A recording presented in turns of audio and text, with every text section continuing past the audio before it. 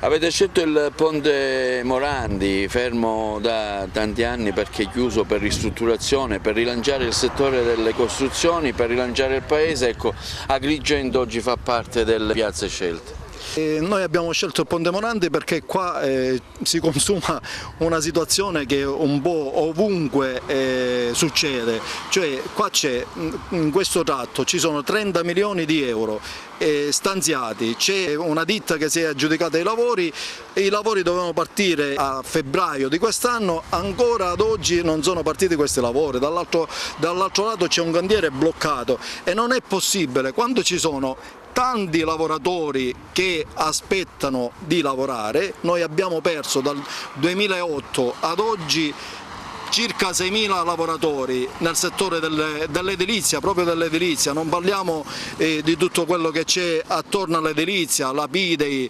laterizi, cemento, legno e quant'altro. Qua abbiamo vicino i Talcementi che siamo ridotti a 30 lavoratori, quindi i cantieri che sono finanziati non partono. E poi i cantieri che sono stati bloccati non vengono sbloccati, parliamo della 640, parliamo della 189,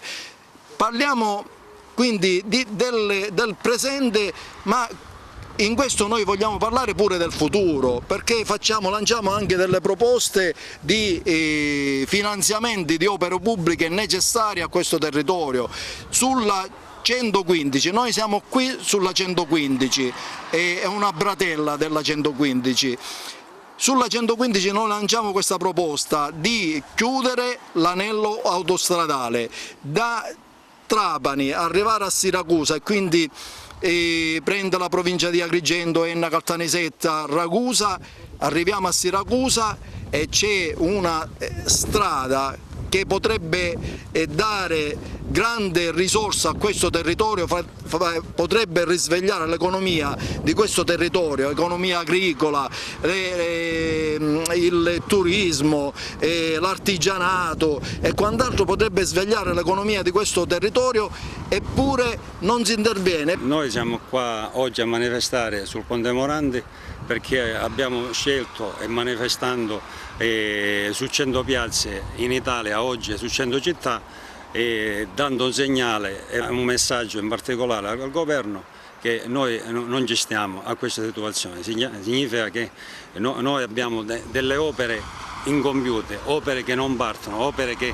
vengono appaltate però non iniziano direttamente. Noi potevamo fare